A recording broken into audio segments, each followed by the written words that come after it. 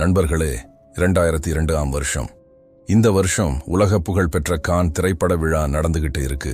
ஹாலிவுட்டோட top விமர்சகர்கள், பத்திரிகையாளர்கள், பிரபலங்கள் எல்லாரும் ஒரு புதுசா வெளிவரப்போற படத்தை பார்க்க ஆர்வமா தியேட்டருக்குள்ள வந்து உட்கார்ந்துருக்காங்க. விழாவோட நிர்வாகிகளே இந்த படத்தை பத்தி ஒரு மர்மமான விதத்துல ப்ரமோட் பண்ணியிருந்தாங்க.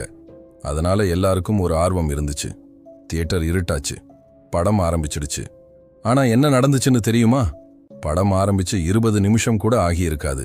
தியேட்டர்ல இருந்த 250க்கும் மேற்பட்டவங்க, ஆமா நண்பர்களே, 250க்கும் மேற்பட்டவங்க தியேட்டரை விட்டு அலறிக்கிட்டே வெளியே ஓடினாங்க.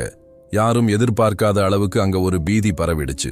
சில பேர் தியேட்டர்லயே வாந்தி எடுத்தாங்க. சீட்ல உட்கார்ந்தவங்க திடீர்னு தலை சுத்தி கீழே விழுந்துட்டாங்க.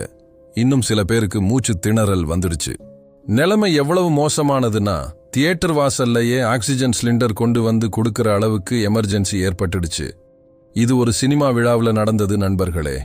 உலகத்தோட மிகப்பெரிய திரைப்பட விழாவான கான்ல நடந்தது. இப்போ உங்களுக்கு ஒரு கேள்வி வரும், ஏன் இந்த நிலைமை? அந்த படத்துல வர்ற அந்த ஒரு 9 நிமிட காட்சி, அதுல இருக்கிற வன்முறை மட்டும்தான் காரணமா, இல்ல வேற ஏதாவது இருக்கா? இல்ல நண்பர்களே, அதுக்கும் மேல ஒரு பயங்கரமான ரகசியம் அந்த படத்துக்குள்ள ஒளிஞ்சு இருக்கு. ஒரு டைரக்டர் தன் படத்தை பார்க்கிற ஆடியன்ஸை நிஜமாவே உடம்பு ரீதியா வலிக்க வைக்க முடியும்னு நிரூபிச்ச அந்த படம் தான் இர்ரிவர்சிபிள். இந்த படம் வெறும் சினிமா இல்ல நண்பர்களே, இது ஒரு ஆயுதம் மாதிரி ஆடியன்ஸ் மேல பிரயோகிக்கப்பட்ட ஒரு அனுபவம்.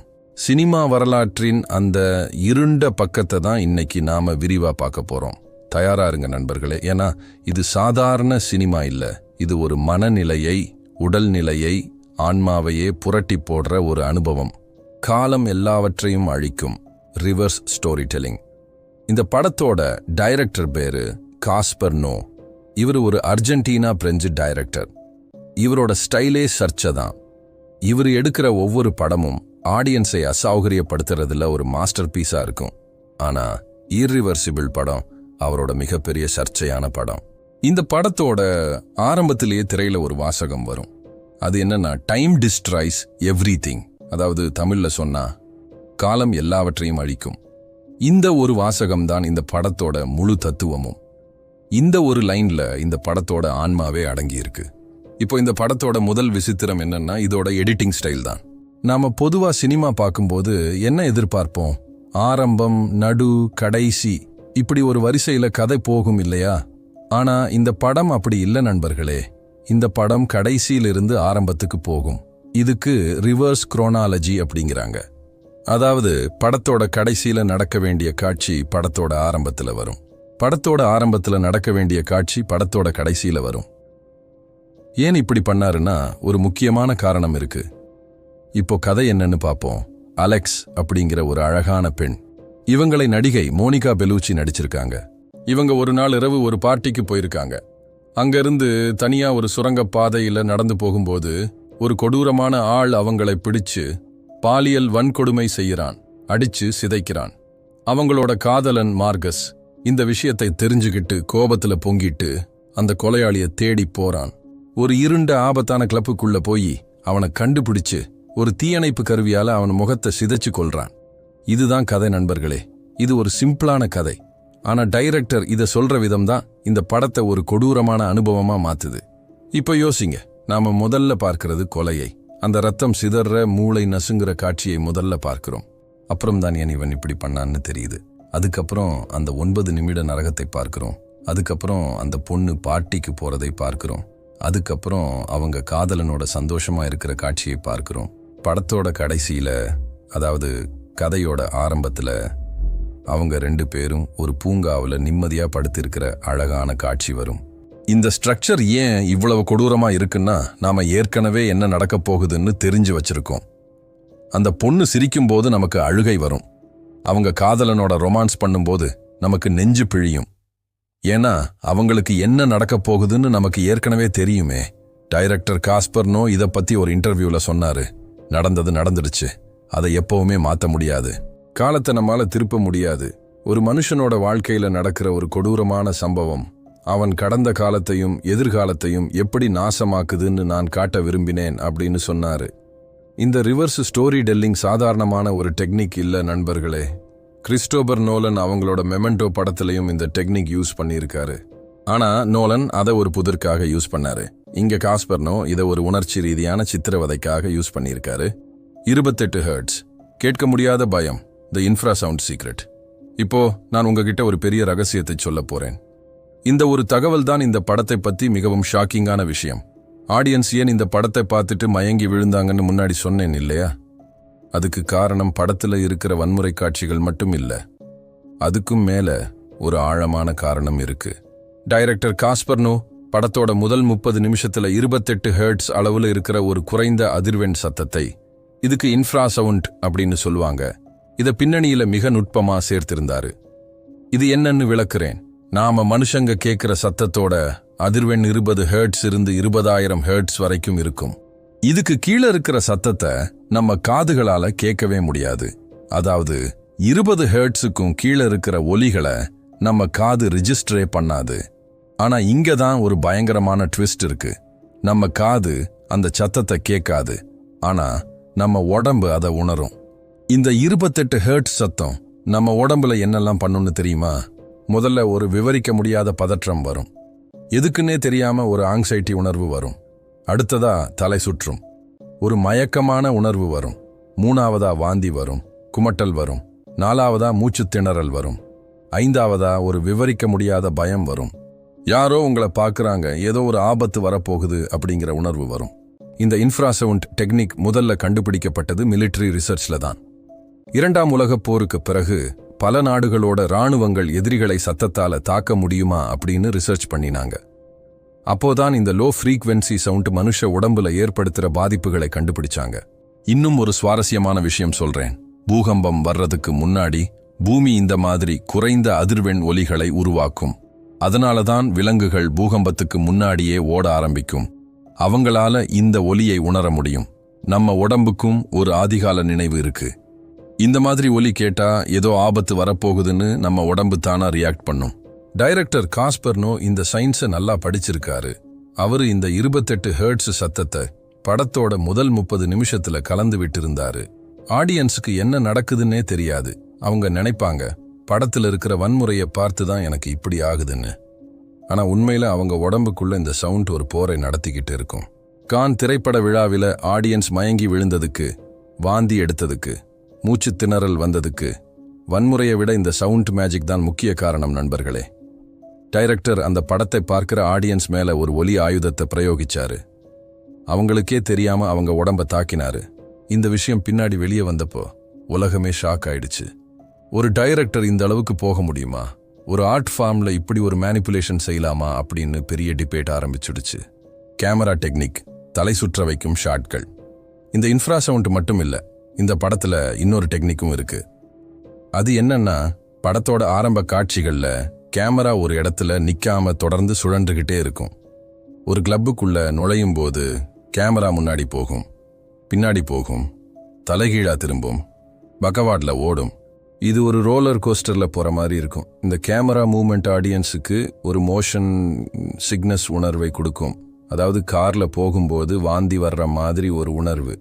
இதோட இன்ஃப்ராசவுண்டும் சேர்ந்து வேலை செய்யும் போது ஆடியன்ஸுக்கு உண்மையிலேயே உடல் ரீதியான அசௌகரியம் வந்துடும். இது எல்லாம் ஒரு தற்செயலான விஷயம் இல்ல. டைரக்டர் திட்டமிட்டே இதை பண்ணியிருக்காரு. ஆடியன்ஸ் அந்த படத்தோட உலகத்துக்குள்ள நுழைஞ்சு அந்த கதாபாத்திரங்களோட வேதனையை உடல் ரீதியா உணரணும்னு அவர் விரும்பினாரு. அந்த 9 நிமிட காட்சி, த அன்கட் நைட்மேர், இப்போ இந்த படத்தோட மிகவும் சர்ச்சையான, மிகவும் பேசப்பட்ட, இன்னைக்கும் உலக சினிமா வரலாற்றுல அதிகம் விவாதிக்கப்படுற அந்த 9 நிமிட காட்சிக்கு வருவோம். சினிமாவில் பாலியல் வன்கொடுமை காட்சிகள் வரும்போது பொதுவா என்ன பண்ணுவாங்கன்னா, ஒரு சில நொடிகள் அந்த நிலைமையை காட்டிட்டு உடனே கட் பண்ணிடுவாங்க, அல்லது கேமராவை வேற பக்கம் திருப்பிடுவாங்க, அல்லது நிழல்கள் மூலமா சொல்லிடுவாங்க. இது ஒரு சினிமா மரபு, ஒரு எழுதப்படாத விதி. ஆனா காஸ்பர்னோ என்ன பண்ணாருன்னா, இந்த மரபை முழுசா உடைச்சிட்டாரு. அந்த சுரங்க பாதையில நடக்கிற அந்த கொடூரத்தை கேமராவை ஒரு இடத்துல நிலையா வச்சிட்டு, ஒரு கட் கூட இல்லாம, ஒரு ஆங்கிள் மாற்றம் கூட இல்லாம முழுசா 9 நிமிஷம் ஃப்ரேம்ல அப்படியே காட்டினாரு. 9 நிமிஷம் நண்பர்களே, 9 நிமிஷம். 9 நிமிஷம்னா எவ்வளவு நேரம் தெரியுமா? உங்க போன்ல டைமர் வச்சு 9 நிமிஷம் ஓட விடுங்க. அவ்வளவு நேரம் ஒரு கொடூரத்தை, ஒரு மனிதி அனுபவிக்கிற நரகத்தை கேமரா அசையாம பார்த்துக்கிட்டே இருக்கு. ஆடியன்ஸும் பார்க்க வேண்டிய நிலைக்கு தள்ளப்படுறாங்க. அந்த நடிகை மோனிகா பெலூச்சி அந்த 9 நிமிஷத்துல காட்டுற நடிப்பு, அந்த வேதனை, அந்த அழுது அலறுற சத்தம், அந்த உதவிக்கு கூப்பிடுற சத்தம், அது தியேட்டர்ல இருந்தவங்களோட ஆத்மாவையே பிழிஞ்சு எடுத்துடுச்சு. பல ஆடியன்ஸ் அந்த காட்சி நடக்கும்போது கண்ணை மூடிக்கிட்டாங்க. ஆனா சத்தம் காதுல விழுந்துகிட்டே இருக்கும். கண்ணை மூடினாலும் அந்த அனுபவத்திலிருந்து தப்பிக்க முடியாது. எதுக்கு இவ்வளவு நேரம் இதை காட்டணும் அப்படின்னு ஒரு பத்திரிகையாளர் கேட்டப்போ டைரக்டர் காஸ்பர் நோ சொன்னாரு. அவர் என்ன சொன்னாருன்னா, வன்முறை என்பது ஒரு நொடியில நடக்கிற விஷயம் இல்ல. சினிமாவில் அதை ஒரு நொடியில காட்டிட்டு கட் பண்றது, அந்த வன்முறையோட உண்மையான பயங்கரத்தை குறைச்சு காட்டுறது, ஒரு மனிதனை சிதைக்க எவ்வளவு நேரம் எடுத்துக்குதுன்னு நீங்க பார்க்கணும். அப்போதான் அந்த வலி உங்களுக்கு புரியும் அப்படின்னு சொன்னாரு. இந்த காட்சி உண்மையிலேயே ரியலிஸ்டிக்கா இருக்கு. இதுல எந்த பேக்ரவுண்ட் மியூசிக்கும் இல்ல, ஒரு சோகமான பாட்டும் இல்ல, ஒரு ட்ரமாட்டிக் இசையும் இல்ல. வெறும் அந்த சுரங்க பாதையோட எக்கோ சத்தமும் அந்த பொண்ணோட அழுகை சத்தமும் மட்டும்தான் கேட்கும். இந்த மௌனம்தான் இந்த காட்சியை மிகவும் கொடூரமாக்குது. இந்த ரியலிசம் தான் உலக நாடுகளை இந்த படத்தை தடை செய்ய வச்சுச்சு. பல நாடுகள்ல இந்த படம் தடை செய்யப்பட்டது. சில நாடுகள்ல இந்த காட்சியை கட் பண்ணிட்டு மட்டும் ரிலீஸ் பண்ணாங்க. ஆனா டைரக்டர் சொன்னாரு, இந்த காட்சி இல்லாம இந்த படமே இல்ல, அது இந்த படத்தோட இதயம் அப்படின்னு. நடிகர்களுக்கு என்ன ஆச்சு? The human cost. இப்போ ஒரு முக்கியமான விஷயத்தை பத்தி பேசணும். இந்த படத்துல நடிச்ச நடிகர்களுக்கு என்ன ஆச்சு? இந்த படம் அவங்க வாழ்க்கையில என்ன மாற்றத்தை ஏற்படுத்துச்சு? இந்த படத்துல நடிச்ச மோனிகா பெலூச்சி மற்றும் வின்சென்ட் கேசல், இவங்க 2 பேரும் நிஜ வாழ்க்கையில கணவன் மனைவி. ஆமா நண்பர்களே, நிஜ வாழ்க்கையில கணவன் மனைவி.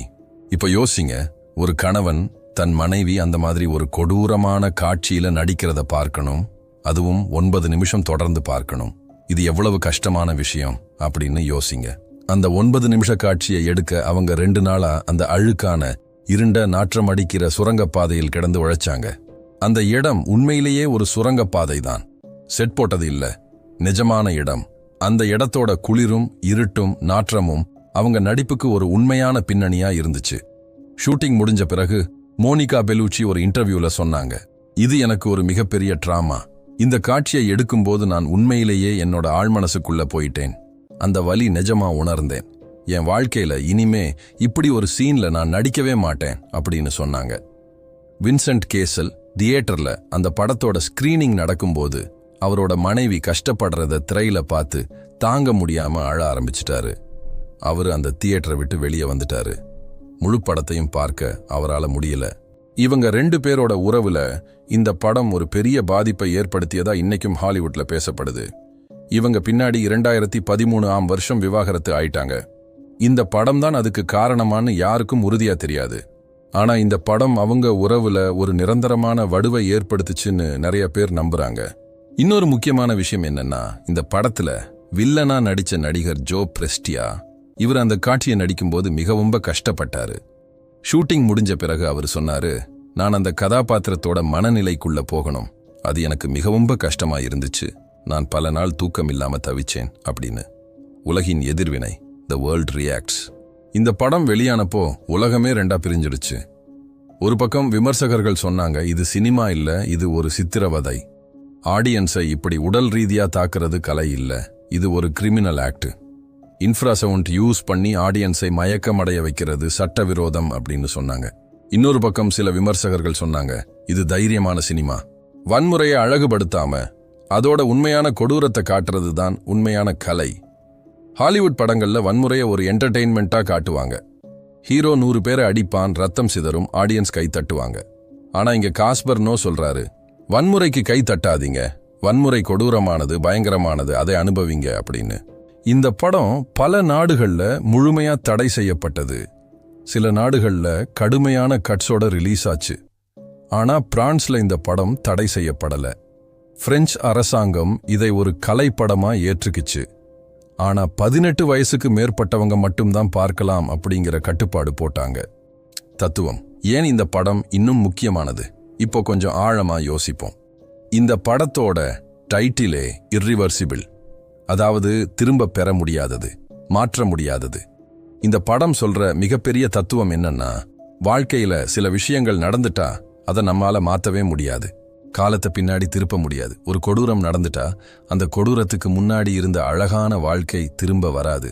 படத்தோட கடைசி காட்சியில, அதாவது கதையோட ஆரம்பத்துல, அலெக்ஸும் மார்கஸும் ஒரு பூங்காவுல நிம்மதியா சந்தோஷமா படுத்திருக்காங்க. அலெக்ஸ் தன் வயிற்றில கைய வச்சுக்கிறாங்க. அவங்களுக்கு ஒரு குழந்தை வரப்போகுது அப்படிங்கிற குறிப்பு தெரியும். இந்த காட்சியை பார்க்கும்போது ஆடியன்ஸுக்கு கண்ணீர் வரும். ஏன்னா இவங்களுக்கு என்ன நடக்கப் போகுதுன்னு நமக்கு ஏற்கனவே தெரியுமே. இந்த ஒரு ஸ்ட்ரக்சர் ஆடியன்ஸுக்கு ஒரு பெரிய கேள்வியை கேக்குது. நீங்க உங்க வாழ்க்கையில சந்தோஷமா இருக்கும்போது அடுத்த நொடி என்ன நடக்கும்னு உங்களுக்கு தெரியுமா? இல்லையே. ஆனா நடந்துட்டா அதை மாத்த முடியுமா? முடியாது. இதுதான் இர்ரிவர்சிபிள். நண்பர்களே, சினிமாங்கிறது ஒரு மாயைன்னு சொல்வாங்க. நாம தியேட்டர்ல உட்கார்ந்து ஒரு திரையில விழுற ஒளியும் நிழலும் பார்க்கிறோம். அது நிஜம் இல்லைன்னு நமக்கு தெரியும். ஆனா இர்ரிவர்சிபிள் படம் நிரூபிச்சது என்னன்னா, அந்த மாயையால உங்க உடம்புல நிஜமான வலியை உருவாக்க முடியும், உங்க மூளையை குழப்ப முடியும், உங்க நரம்பு மண்டலத்தை தாக்க முடியும். அப்போ இது கலையா இல்ல சித்திரவதையா? ஒரு டைரக்டருக்கு தன் ஆடியன்ஸ் மேல இவ்வளவு அதிகாரம் இருக்கலாமா? கேட்க முடியாத ஒரு சத்தத்தை யூஸ் பண்ணி ஆடியன்ஸ் உடம்ப தாக்குறது நியாயமா? 9 நிமிஷம் ஒரு கொடூரத்தை கட்டில்லாம காட்டுறது தைரியமா இல்ல கொடுமையா? இந்த கேள்விகளுக்கு ஒரே ஒரு சரியான பதில் இல்ல நண்பர்களே. ஆனா இந்த படம் ஒரு விஷயத்தை நிரூபிச்சிச்சு. சினிமா வெறும் பொழுதுபோக்கு இல்ல. சினிமா ஒரு சக்தி வாய்ந்த ஆயுதம். அதை எப்படி பயன்படுத்துறோம் அப்படிங்கிறது தான் முக்கியம். இந்த இர்ரிவர்சிபிள் படத்தை பத்தி நீங்க என்ன நினைக்கிறீங்க? அந்த 28 ஹெர்ட்ஸ் இன்ஃப்ராசவுண்ட் ட்ரிக் தெரிஞ்ச பிறகு இப்போ இந்த படத்தை பத்தி உங்க கருத்து என்ன? ஒரு டைரக்டர் இப்படி ஆடியன்ஸ் உடம்ப தாக்குறது சரியா தப்பா? கமெண்ட்ல சொல்லுங்க நண்பர்களே. இந்த மாதிரி உலகையே மிரள வைத்த சினிமா ரகசியங்களை தொடர்ந்து தெரிஞ்சுக்கணும்னா நம்ம புத்தகச்சோலை சேனலுக்கு சப்ஸ்கிரைப் பண்ணுங்க. பெல் ஐகானை அடிங்க. ஏன்னா இந்த மாதிரி ஒவ்வொரு வீடியோவும் உங்களுக்கு ஒரு புதிய உலகத்தை காட்டும். அடுத்த வீடியோல இதைவிட ஒரு ஷாக்கிங்கான கதையோட உங்களை சந்திக்கிறேன். திஸ் இஸ் புத்தகச்சோலை. கீப் வாட்சிங். Stay safe.